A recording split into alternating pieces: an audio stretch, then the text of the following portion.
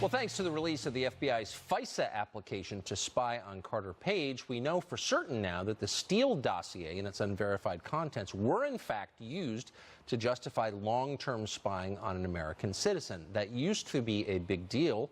In an earlier time, like a year ago, the left would be barking about that for good reason. But we still don't know everything about the FISA application. Much of it remains classified. What could be in those pages, the redacted ones, and what might they reveal about the Obama administration spying on the Trump campaign? Tom Fitton is president of Judicial Watch, whose FOIA request is responsible for getting that FISA application released in the first place. He joins us tonight. Tom, first of all, thank you for what you've done with these FOIA requests. They're complicated and expensive, and I'm really glad that you filed that because it gives us a picture of what this spying was about. But it doesn't give us the full picture. What do you think has been redacted and why?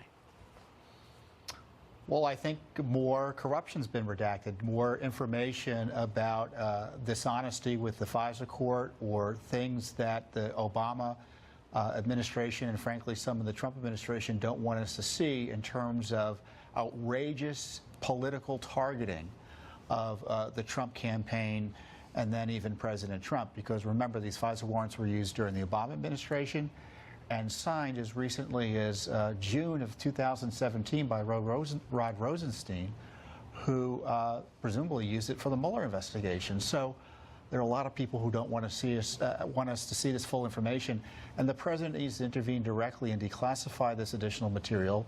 Devin Nunes, Bob Goodlatte, you name it, say there's nothing classified here. They're just protecting their own. And if the president's declassification earlier this year, frankly, led to the release of this material through the FOIA process, he should take the next step, release the next set of information. It's only 30 pages or so, and get the full truth out to the American people. It's within his power to do. He overrode the deep state earlier this year, and we got this amazing material about the DNC Clinton dossier.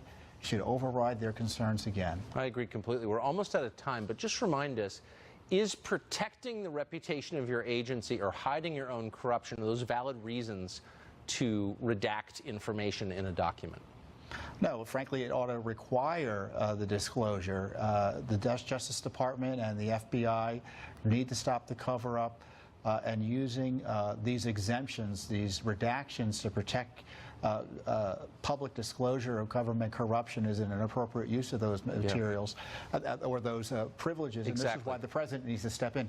These guys can't be trusted to evaluate the material fairly and disinterestedly. This is why President Trump should act. Yeah, they ought to be fired immediately for that. It's totally indefensible. Tom, thanks a lot for that. You're welcome. Most Americans are horrified by what's happening in California. Many are leaving the state.